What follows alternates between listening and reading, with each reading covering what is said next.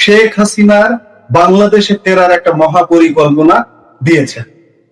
আমরা এগুলো নিয়ে আলাপ করতে চাই। প্রথম আলাপটাই করতে চাই যে শেখ হাসিনার নিরাপত্তা থ্রেট নিয়ে একটা কথা এসছে আপনার স্ট্যাটাসে, আমি এক্স এ দেখেছি, যেটি এই নিরাপত্তা থ্রেটটা আপনি কিভাবে এই আগাম ফরকাস্ট করলেন? আপনার প্রশ্নগুলোর উত্তর দেওয়ার আগে একটা অন্য প্রসঙ্গ আমি উত্থাপন করতে যাচ্ছি আপনার অনুমতি নিয়ে। সরকারের একজন দায়িত্বশীল ব্যক্তি গতকালই বলেছেন যে শেখ হাসিনা নাকি অপ্রাসঙ্গিক, তাকে নিয়ে কেউ কোনো কথা বলে না, অপ্রাসঙ্গিক। আর অন্য একজন ব্যক্তি, যিনি শোনা যায় প্রধানমন্ত্রী খুব ঘনিষ্ঠ, তিনি বলেছেন যে বাংলাদেশে শেখ হাসিনার মৃতদেহ আসতে পারবে না, মানে মরদেহ আসতে পারবে না। তো শেখ হাসিনা যদি অপ্রাসঙ্গিক হন বা হবেন, তাহলে আমরা যত না বলছি শেখ হাসিনার কথা, তার চাইতে তো অনেক বেশি সরকারের লোকজন বলছে, না সরকারের মিত্ররা বলছে। তো ওনারা যদি উট পাখির মতো বালুতে মাথা গুজেও দেন, এটা করে তার শেখ হাসিনাকে পৃথিবীর বুকে অপ্রাসঙ্গিক করা যাবে না, সম্ভব না। দ্বিতীয় হলো যে অন্যদিনই বলেছেন যে শেখ হাসিনার মরদেহ বাংলাদেশে আসতে পারবে না। তো আমরা তো জানি ওনারা বলছেন শেখ হাসিনাকে আনবেন, ফাঁসি দিবেন, বলছেন না গ্রেপ্তার করবেন, এখন বলছেন মরদেহ আসতে দিবেন না। তার মানে ওনারা আসলে হাসিনা সিনড্রোমে ভুগছেন। হাসিনা আসবেন এটা তারা ভাবতেই পারছেন না, ওনারা ভয় পাচ্ছেন। এবার আপনার প্রশ্নের উত্তর, আমি যেটা গতকাল রাতে ফেসবুকে পোস্ট দিয়েছি, আপনিও দেখেছেন, সম্মানিত দর্শকদেরও অনেকে হয়তো দেখেছেন, যে শেখ হাসিনা যেদিন আসবেন তার আগের দিন উনি আজমির শরীফে যাবেন। আমার এই পোস্টে বলা আছে শেখ হাসিনা কি করবেন, কোন কোন মাজারে যাবেন ইত্যাদি। এতে আমাকে অনেকেই বলেছে যে আমি তো ওনাকে নিরাপত্তার ঝুঁকিতে ফেলে দিলাম, মানে সবাই জেনে গেল। তো শেখ হাসিনা কি করবেন এটা তো বিশ্ব জানবে। এখানে ওনার নিরাপত্তার ঝুঁকি নাই, ওনাকে ভারত সরকার সর্বোচ্চ নিরাপত্তা দিয়ে রেখে দেয়। এখন যে নিরাপত্তা ঝুঁকির প্রশ্নটা আমি যেটা টুইট করেছি, কেন করেছি দেখুন, যে সার্জিও গোর যে বাংলাদেশে আসলেন, আসার পর তিনি বাংলাদেশে যে ভ্রমণ পরামর্শ যেটা থাকে, ট্রাভেল অ্যাডভাইজারি, সেটা 3 নম্বর থেকে 2 নম্বরে লোয়ার করা হয়েছে, নিরাপদ করা হয়েছে তুলনামূলক। কিন্তু তার পরের দিনই সরকার নিজেই সারা দেশে রেড অ্যালার্ট জারি করেছে, বলেছে যে গাড়িতে সন্ত্রাসী হামলা হতে পারে। তো পুলিশের গাড়িতে সন্ত্রাসী হামলা তো কোনো ছোটখাটো বিষয় না। সন্ত্রাসীরা কারা? আমরা যে প্রথম যে 2টো পাইপ বোমার কথা জেনেছি গণমাধ্যমে, সেই 2টো পাইপ বোমা উদ্ধার হয়েছিল মেট্রো রেল স্টেশন থেকে। আজকেই দেখলাম গণমাধ্যমে যে ওই বোমা রাখার সময়টাতে ওখানকার সিসি ক্যামেরাগুলো বন্ধ ছিল। তাহলে বন্ধটা কে রাখলো? আমি তো রাখিনি, আপনি তো রাখেননি। কারা বন্ধ রাখলো? কেন বন্ধ রাখলো?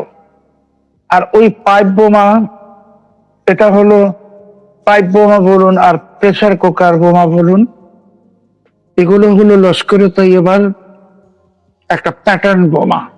আল কায়দারও লস্করে তৈয়বা মানে পাকিস্তান, আইএসআই। এই যে বোমাগুলো আসছে, সিসি ক্যামেরা বন্ধ থাকছে, বোমা নিয়ে কোনো তদন্ত হচ্ছে না, কারণ কি?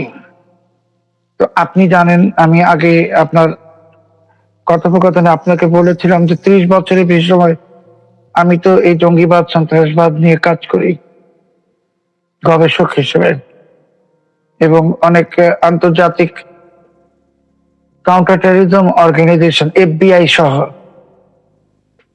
তারা কিন্তু অনেক সময় আমার কাছ থেকে, অনেক সময় না, নিয়মিত আমার কাছ থেকে অনেক কিছু জানার চেষ্টা করে, এমনকি আমাকে লেকচার দিতেও নিয়ে যায় আমেরিকাতে। তো আপনি যে এই বোমাগুলো উদ্ধার হচ্ছে, এখন শুনলাম সিসি ক্যামেরা বন্ধ, কেন করছেন? একটাই উদ্দেশ্য, যে শেখ হাসিনা যখন বাংলাদেশের মাটিতে পা রাখবেন, যেদিন রাখবেন, খুব সম্ভবত তিনি বিমানে আসছেন না, তো সেদিন একটি সন্ত্রাসী হামলা ওনার উপর চালানো হবে, ঠিক রাজীব গান্ধীর উপর যেমন চালানো হয়েছিল। এবং এটা ডিটেলসটা আমি টুইটারে বলেছি যে প্রেস লেখা ভ্যান, মানে মাইক্রোবাসও থাকতে পারে, সেটা ঢুকে যাবে, যে গাড়ি বোমা, এরকম একটা ষড়যন্ত্র চলছে, পাকিস্তানি আইএসআই করছে, এটা বিএনপি সরকার করছে না। বিএনপি সরকার মিস্টার সার্জিও গোর বাংলাদেশে সফর করার পরে একটি বার্তা পেয়ে গেছে। 30 জুলাই রাতেই যখন তিনি আওয়ামী লীগের সঙ্গে বৈঠক করেছেন এবং জাতীয় পার্টির সঙ্গে বৈঠক করেছেন, পাশাপাশি জামাত ইসলামী বা এনসিপির সঙ্গে তিনি কোনো বৈঠক করেননি, বার্তাটা খুব পরিষ্কার ছিল। এবং আপনি আমার ফেসবুক পোস্টে দেখেছেন যে সার্জিও গোর ভারতে ফিরে গিয়ে তিনি ঢাকায় এবং দিল্লিতে মার্কিন দূতাবাসকে নির্দেশ দিয়েছেন আওয়ামী লীগের সঙ্গে যোগাযোগ বাড়াতে। তার মানে শেখ হাসিনা যে আসবেন, তিনি যে আসছেন, এটার পিছনে উনি অনেক হোমওয়ার্ক করেছেন, উনি অনেক আন্তর্জাতিক সঙ্গে যোগাযোগ করেছেন, এবং সবকিছু করে তিনি নিশ্চিত যে বাংলাদেশে শেখ হাসিনাকে রাখার মতো কোনো কারাগার নেই, আর শেখ হাসিনাকে ফাঁসি দেওয়ার মতো কোনো দড়িও পৃথিবীতে তৈরি হয়নি। ওটা শেখ হাসিনা জানেন। উনি যদিও বলেন যে ওনাকে গ্রেপ্তার করা হতে পারে, ওনাকে ফাঁসি দেওয়া হতে পারে, ওনাকে হত্যা করা হতে পারে, কিন্তু শেখ হাসিনা আসলে একজন মৃত্যুঞ্জয়ী। মৃত্যু অসংখ্যবার ওনাকে ছুতে চেয়েছে, ওনার একদম কাছে এসেছে, কিন্তু তিনি তো খুব স্রষ্টায় বিশ্বাসী মানুষ, আপনি নিজেও জানেন। তো আসলে তিনি ঐশ্বরিক ভাবে বেঁচে গেছেন। তো যে ব্যক্তিটিকে 75 থেকে 2026 অব্দি ঐশ্বরিক ক্ষমতা বাঁচিয়ে রেখেছে, সে মৃত্যুঞ্জয়ী। তাকে হত্যা করার কোনো পার্থিব কোনো পরিকল্পনা বা চক্রান্ত, এটা ঐশ্বরিক ভাবেই বানচাল হয়ে যাবেন।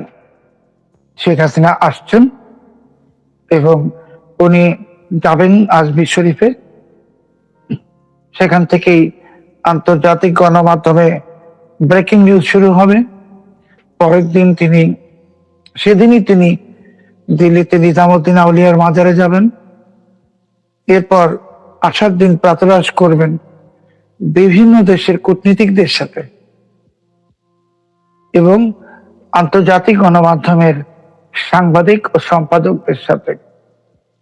আমি এমন কথাও শুনছি, সেটা আমি এখনো শতভাগ নিশ্চিত নই, যে শেখ হাসিনাকে সি অফ করতে বাংলাদেশ সীমান্ত অব্দি কিছু গুরুত্বপূর্ণ দেশের কূটনীতিকরা আসবেন। তো যখন কিছু গুরুত্বপূর্ণ দেশের কূটনীতিকরা তাকে সি অফ করতে আসবেন, তখন আপনি তার প্রতি কি করবেন না করবেন ভাবছেন, কল্পনা করছেন, এই যে ফাঁসি দেওয়া হবে, হত্যা করা হবে, গ্রেপ্তার করা হবে। আরেকজন বলল মৃতদেহ হয়েই বাংলাদেশে আসবে না। না, শেখ হাসিনার মৃতদেহ কখনোই বাংলাদেশে আসবে না। শেখ হাসিনা জীবিত ভাবেই বাংলাদেশে আসবেন। আর আমি জানি যে আমার ওই পোস্টের পরে অনেকেরই একবেলা ব্লাড প্রেশারের ওষুধ যারা খেত তারা 3 বেলা খাচ্ছে, যাদের ডায়াবেটিকের ট্যাবলেট খেতে হতো তারা ইনসুলিন নিতে শুরু করেছে। আমি একটু আতঙ্কিত, চিন্তিত, আতঙ্কিত নই যে শেখ হাসিনা যে আসবেন এটা তো নিশ্চিত।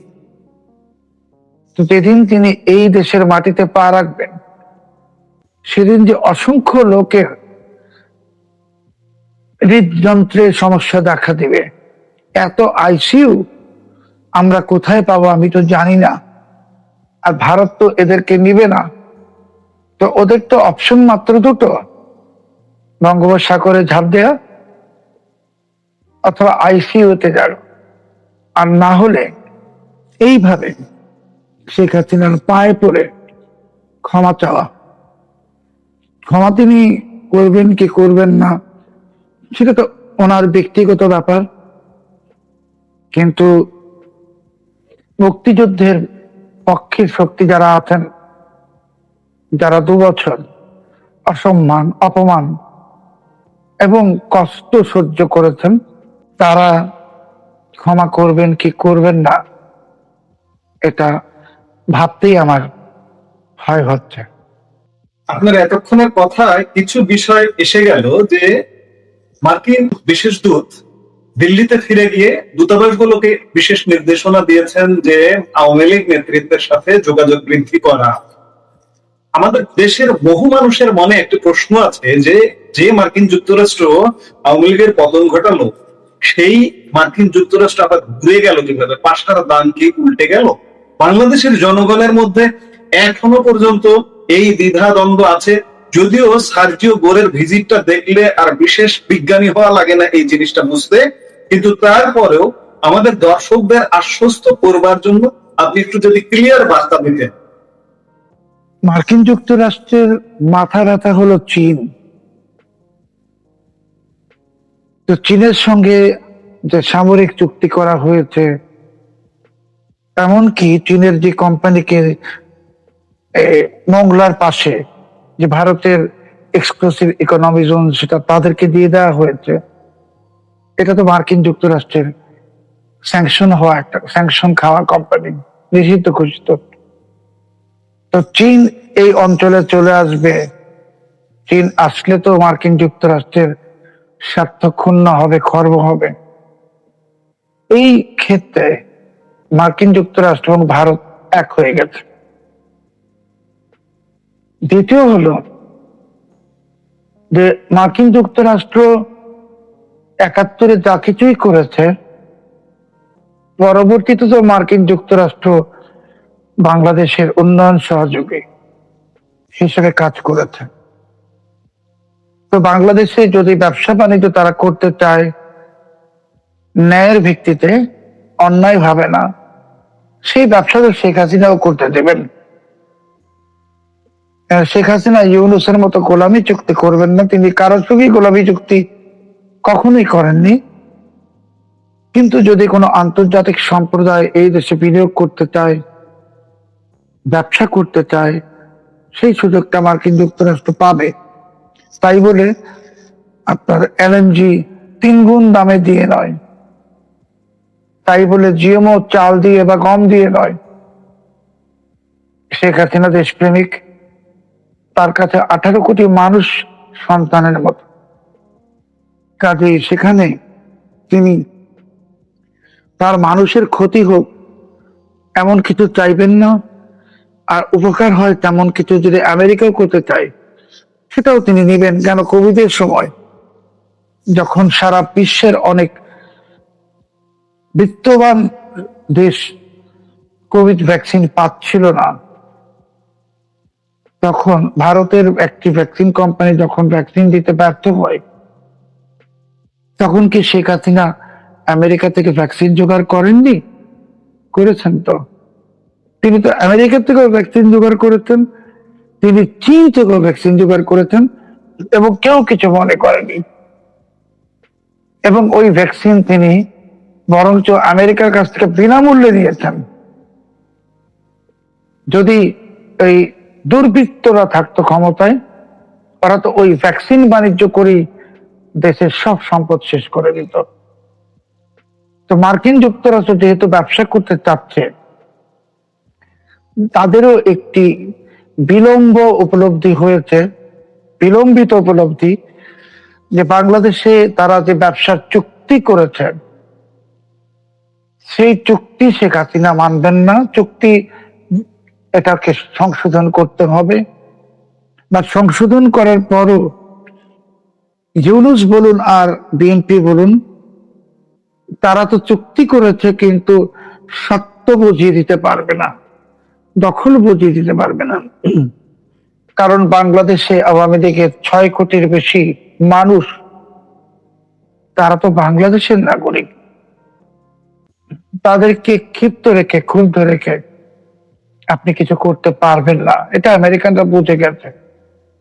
আমেরিকানদের একটা ধারণা ছিল যে জামাত এবং বিএনপি সম্মিলিত ভাবে বুঝি পুরো দেশের নিয়ন্ত্রণ নিয়ে নেবে এবং এখানে আওয়ামী লীগ কোনো ফ্যাক্টর থাকবে না।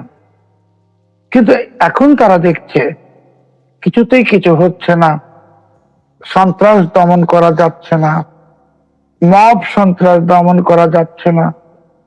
সবচেয়ে ভয়ঙ্কর যে জিনিসটা, যেটাকে আমেরিকানরা ঘৃণা করে, ক্লেপ্টোক্রেসি, মানে রাষ্ট্রীয় মদদে দুর্নীতি, সেটা আমেরিকা মানে না, কখনোই মানে না।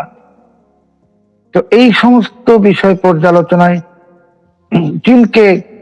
চীনের আধিপত্য ঠেকে দেওয়ার জন্য, এবং আমেরিকা এটাও বুঝতে পারছে ক্রমশ বাংলাদেশের মানুষ মার্কিন বিরোধী হয়ে পড়ছে, আর এই মৌলবাদী বা উগ্রবাদীদেরকে আমেরিকানরা বন্ধু মনে করেছিল, তারা যে আদতে ইরানের মতনই ভীষণভাবে আমেরিকা বিরোধী। তারা যে তলোয়ার হাতে নিয়ে যখন তখন আমেরিকা দখল করার স্বপ্ন দেখে, এটা আমেরিকা বুঝে গেছে। আর অন্যভাবে যদি আমি বলি যে আমরা যদি আফগান যুদ্ধের দিকে তাকাই, যেই তালেবানরা আমেরিকানদের মিত্র ছিল, একনিষ্ঠ মিত্র, সেই তালেবানদের বিরুদ্ধে তো আমেরিকানরা পরবর্তীতে যুদ্ধ করেছে। বা মিশরে মুসলিম ব্রাদারহুডকে আমেরিকানরাই ক্ষমতায় বসিয়েছিল এবং 14 মাসের মাথায় তাদেরকে ক্ষমতাচ্যুত করেন। কাজে আমেরিকানদের যে স্ট্র্যাটেজি, সেটা বুঝতে হলে আমাদেরকে দেখতে হবে যে আমেরিকানরা প্রথম একটা জায়গায় গিয়ে কিছু একটা এক্সপেরিমেন্ট করে। তো এই 2 বছর যাবৎ, বিশেষ করে ইউনূসের জমানার 18 মাসে যারা রাস্তায় পতাকা নিয়ে আসলো, আল কায়দা, ইসলামিক স্টেটের যারা জিহাদি স্লোগান দিল, তারা ভেবেছিল যে আমেরিকা তাদের মুরব্বী। কিন্তু আমেরিকা যে পেন্টাগন, তারা যে স্যাটেলাইট থেকে এসব দেখছে আর চিহ্নিত করছে একজন একজন করে, এটা এরা বোঝেনি। তো যেমনি ভাবে তালেবানরা এক সময় মার্কিন যুক্তরাষ্ট্রের মিত্র ছিল, এবং যেভাবে তালেবানরাই মার্কিন যুক্তরাষ্ট্রের মুখ্য শত্রুতে পরিণত হয়, আজকে আপনার ভাষায় পাশার দান উল্টে যাচ্ছে। আসলে পাশার দান উল্টে যাচ্ছে না, পাশার দান উল্টে গেছে। এবং তার একটি সিম্বলিক যে উদাহরণ আমরা দেখেছি 30শে জুলাই, যখন সার্জিও গোর এসে তিনি নৈশভোজ করেননি। অনেকেই বলছেন সার্জিও গোর কেন নৈশভোজ করেননি। এটা আজকে আমি আপনার সম্মানিত দর্শকদের জন্য এই তথ্যটা দিচ্ছি, যেটা কোথাও আসেনি এখনো। সার্জিও গোরের সেই নৈশভোজে ইউনুসের থাকার কথা ছিল। পাশাপাশি যে নর্দমা বলে আমরা যাকে সম্বোধন করি, মানে অন্য একটা শব্দ, ঠিক নর্দমা না, অন্য একটা শব্দ, সে এবং ইউনুসের আরো কিছু চেলারা, আলী রিয়াজ টিয়াজ ইত্যাদি, আসিফ নজরুল, এদের সবার থাকার কথা ছিল। সার্জিও গোর ব্যক্তিগতভাবে ইউনুসকে ভীষণ অপছন্দ করেন, কারণ ইউনুস ডোনাল্ড ট্রাম্পকে হারানোর জন্য 2016 সালের নির্বাচনে বিপুল অঙ্কের টাকা খরচ করেছে। আপনি এখন প্রশ্ন করতে পারেন যে বাইডেনের যে ভারপ্রাপ্ত রাষ্ট্রদূত ছিল মেরিয়ান পিটারসন, সে না হয় ইউনুসের পক্ষে ছিল, বাইডেনের লোক, হিলারির লোক, ব্রেন্ট ক্রিস্টেনসেন কেন ইউনুসের সঙ্গে সখ্যতা করলেন বা দেখালেন? সেটা হলো ব্রেন্ট ক্রিস্টেনসেনকে তখনও ওই বার্তাটা দেওয়া হয়নি। বার্তাটা তিনি 30 তারিখ পেয়ে গেছেন, যেই বার্তাটা পাওয়ার কথা। সবচেয়ে বড় বার্তা যেটা বাংলাদেশের মানুষ পেয়েছে, যে ঢাকায় বসে দিল্লিতে মার্কিন রাষ্ট্রদূত সার্জিও গোর, তিনি ভারতের হাই কমিশনার শ্রী দীনেশ ত্রিবেদীর সঙ্গে 31 জুলাই রুদ্ধদ্বার বৈঠক করেছেন, এবং এই বৈঠকে এমন কিছু ফলপ্রসূ এবং আকর্ষণীয় আলোচনা হয়েছে, যারই প্রেক্ষিতে 31 জুলাই বিকেলেই সন্ধ্যায় শ্রী দীনেশ ত্রিবেদী দিল্লিতে যান এবং সেখানে গিয়ে তিনি যথারীতি ব্রিফ করে এসছেন। 1 নম্বর। 2 নম্বর হলো যে শেখ হাসিনার বিরোধী শিবির যে প্রচার চালাচ্ছিল যে ভারত শেখ হাসিনাকে রাজনীতি করতে দিবে না বলে ঘোষণা দিয়েছে ইত্যাদি, রণবীর জয়সওয়ালের বরাত দিয়ে, তো এটা যে এখন আর ভ্যালিড নয়, তার প্রমাণ হলো যে শ্রী দীনেশ ত্রিবেদী দিল্লিতে গেলেন, আর পরের দিনই আমরা দেখলাম যে বিভিন্ন প্ল্যাটফর্মে একটি লিফলেট চলে আসলো যে শেখ হাসিনা 5ই অগস্ট, আজ 3 তারিখ মানে পরশু, তিনি দিল্লির ফরেন করেসপন্ডেন্স ক্লাবে ভার্চুয়ালি সাংবাদিকদের সঙ্গে মিলিত হবেন।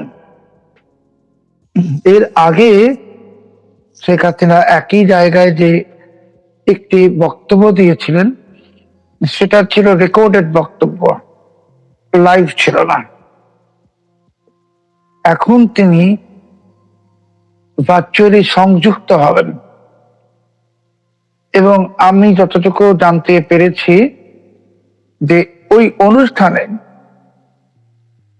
তিনি সাংবাদিকদের ধন্যবাদ জানাবেন, তাদের প্রতি কৃতজ্ঞতা জানাবেন যে উনি ভারতে যাওয়ার পর থেকে তারা যে ওনার প্রতি ভালোবাসা এবং সহযোগিতা করেছে।